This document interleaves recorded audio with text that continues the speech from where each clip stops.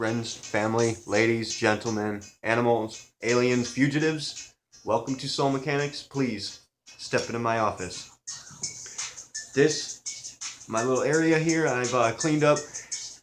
We had a kind of a maintenance check. I think it was called a maintenance inspection because my building has a new owner, so we had to clean up the entire apartment. It was pretty bad. It was a fiasco, but got everything cleaned up. Got my shit all situated. Had myself a designated little video area. It's my new office. I love it. It's pretty vision. So we have a few announcements to make before we begin this video. We got hooked up with an operative that I don't want to talk too much about him, reveal too much information because he's kind of like a spy, but I don't know what he's doing really or how, but he's boosting the channel somehow, and he's doing it very strategically in very specific places, and we've dealt some serious damage recently. Now, I want to make it clear that we are not attacking anybody. We're not attacking people's channels or anybody's communities. We are not attacking people. The initiative's goal is to bring everybody together. So the end game really is to be of benefit to everyone. However, for the most part, until we reach that unity, it may seem as though we are attacking certain people. But what we're really doing here is attacking the construct. We're attacking the value system that is pinning us all down and keeping us all kind of enslaved. So that's what we're doing here, and we've applied a very, a certain degree of leverage to a specific area of interest that's going to have serious repercussions in the future. And all of this is very calculated. All the moves I make are specifically calculated. And I'm not the only director in play here. As I've told you, the world is backing us up. The world has our back. There are certain events that are being put into play in the near future throughout the course of the next year that's really going to boost our rep and build this thing and make us more reputable and acceptable. So if you're here, get involved. Like, subscribe, fucking promote the shit. If you think the videos have value, pass it along. Don't bogart the me. There's enough to go around, I promise. But we want to hustle and make this thing as big as possible, as soon as possible, but it is going to blow up later, so jump aboard early, and be part of the OG crew. You can say I was there from the get, and I'll say, fucking A, that dude or madam was with us the whole time, He was with us before we got big, which we'll get big here. This is going to be a big deal. But, so jump in, like, subscribe, all that shit. Another announcement is our contest, our Hidden Spotters contest, Spotters Challenge, which is, it ought to be pretty evident, but I'm going to provide the values required. I'm going to equip you with what's required in order to spot the answers in here in Principle Dynamics and in this video specifically. But the actual contest is happening in Secular Theology. The first person that can tell me what the theme for secular theology, I always make that mistake. The first person who can tell me the theme for secular theology up to this point, it's going to be a consistent value repetition in every single episode. First person that can tell me what that theme is, you have an awesome surprise reward coming your way. Not to mention you'll be rewarded by the world via synchronicity, but I will give you an actual material object that I can promise you will dramatically improve the quality of your life within the first 20 minutes of having it. Or making use of it, rather. And also, another one is that, I don't know if I mentioned this before, but Little J has issued an ultimatum where I am going to have to quit smoking on the 22nd of this month, or he will not engage the training. So, for the sake of Jay and the future of the initiative, I am going to have to quit smoking. If you spot me smoking, fucking bust my balls. I don't have an operator keep me in line, so I need you guys to fucking bust my chops. Until then, I'm going to chain smoke. Anyways, this video is going to be speaking to the thought text, and especially priming and primers, or what we call composite locks. But they're basically primers, the same kind of primers that hypnotists, mentalists, magicians, street magicians, kind of psychiatrists use this. Salesmen, marketing, these primers are all over the place. We're gonna make light of one that we've already discussed, and we're gonna explain how it works here. Anybody that thinks that the thought text and mind control shit is bullshit conspiracy theory, listen, this stuff was this technology, it's a resource technology for the creation of our very experience. Every single person uses it. You use it every day. It's been around forever and ever and ever and ever. But the during the World War II, the Nazi regime, during the Nazi campaign, they started experimenting with it. Around about 1943, the U.S. government started extracting scientists and experimenting with it ourselves. By 1945, our government had released an official document telling you that we are experimenting with this technology, that it's very effective, that we've had a lot of good, positive results with it, and that there will be social experimentation in play. These people will be telling you what they're going to do. They have to. It's a liability issue. It works very much the same way as magic does, except that with this particular technology, they will inform you that it's happening. They have to, or it won't work. You have to approve it for it to work, and so they trick you into approving it by distracting you. We're going to show you how that happens. People who read the Bible, people who are in the Bible, even people who are not but know the stories of the Bible, have them in their lives in some way or another, influencing them, are influenced by this. What we covered already in secular theology was in East of Eden, which is the first of two introductory episodes. Another set of introductory episodes was the Garden of Eden story, which we're going to go over the values in play there and show you how that it works. As I said, it's what we call a composite lock. It's a series of associative values that each reinforce each other and create a kind of a circuit implication. Remember, it's association and implication that's causing for this to operate. Now,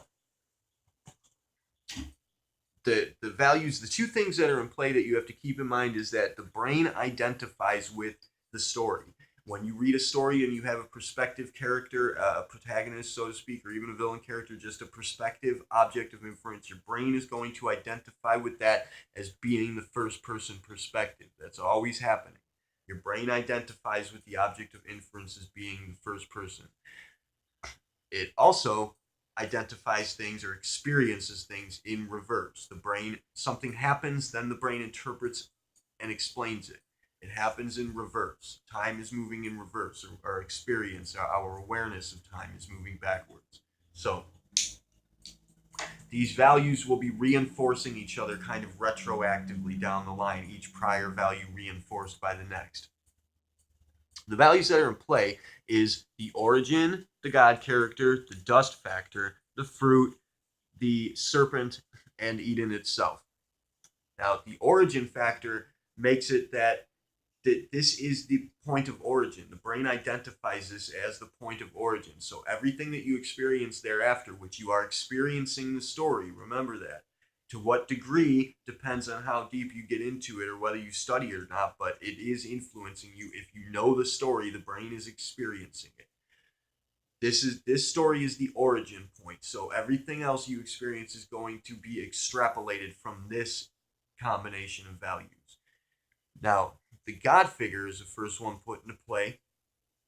God figure represents an authority figure looking down on you. The dust factor reinforces that by suggesting that you are nothing, that you are made of nothing, and you only exist to be to appease this authority figure that's watching you, judging you for some reason. This reason is in play. It's the reasons for this that reinforce each other. Each value has a reason that's reinforcing the other one. The fruit factor is, the serpent and the fruit kind of come in at the same time, but the fruit representing experience, representing knowledge, wisdom. The serpent also represents knowledge, wisdom. Your brain knows this, and it associates the serpent with the fruit, which the fruit is cursed. The fruit causes you to be cursed so far as we're told, but that's not actually the case. And we are tricked by the figures of authority that we're engaged with into believing that the serpent is like Satan or the devil and that it has deceived us in some way. Neither of which is true. Neither of those factors are actually in the story. It's never said that the serpent is Satan or the devil, which would be incorrect terms anyway, and it's never said that the serpent did not deceive Eve. The serpent told her the flat-out truth. Now, the fruit we're tricked into believing has damned us or cursed us, where in fact it's the authority figure that cursed us, not the fruit. but we think that it is. That's what we're thinking. We're thinking that we've been cursed by this fruit, which was given to us. It wasn't given to us by the serpent, but that's what we're tricked into thinking. And then we are banished from Eden itself, which represents blissful ignorance. So, what we have here is a combination of values all leading to the implication that the combination of values implies that we need to forfeit responsibility, be obedient to an authority figure in order to achieve paradise and blissfulness. We have to discard our power, discard our wisdom, our intelligence, and be just obedient and apathetic to an authority figure in order to get back to that blissful ignorance.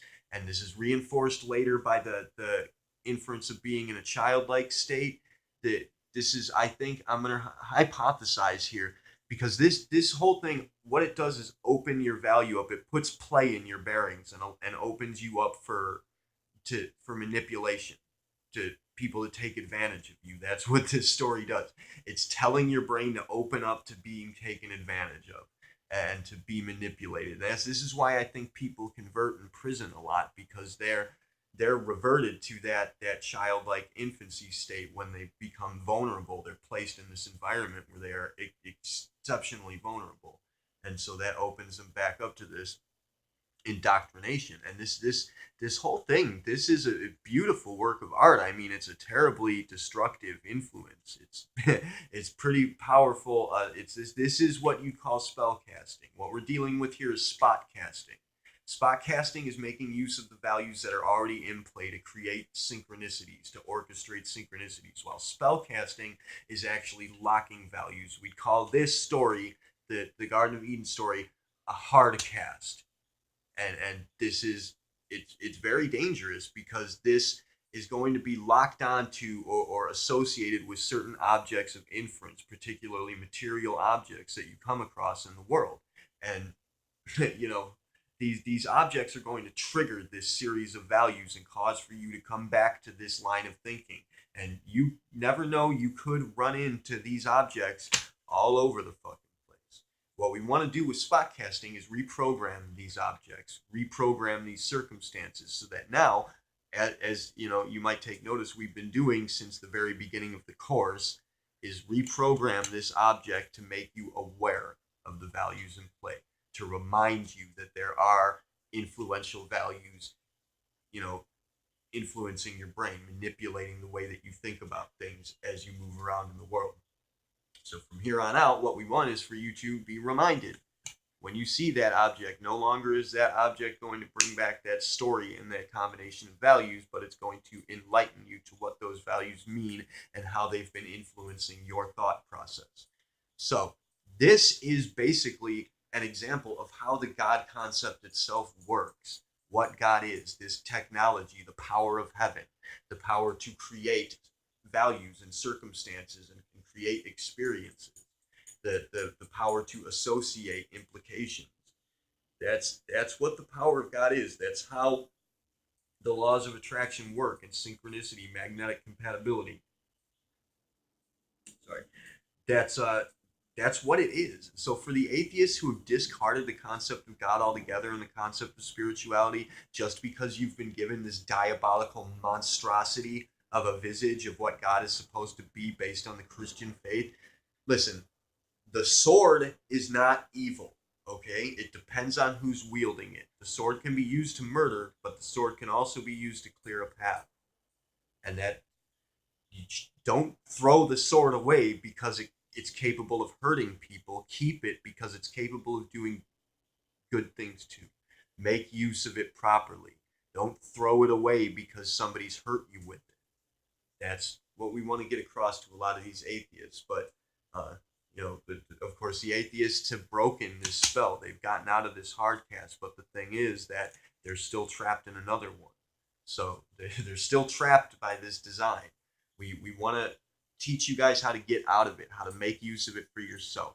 So anyway, I'm gonna cut it here because I want to keep it short so that you guys will watch it. That is an example of how what we once called soul casting, now spot casting works, how spell casting works. We're gonna, as I've said before, anybody who doesn't believe in magic, you know, we're going to make videos explaining exactly how and why that works the way it does, and it is real. It's just you've been given this kind of fantastical concept of it that's outrageous and doesn't make sense, but we'll make sense of it all for you. That's it for this video. Thank you very much for watching. Thank you so much for your time. I love all you guys very much. Kila Salai, Terry Uni Siari. Namaste.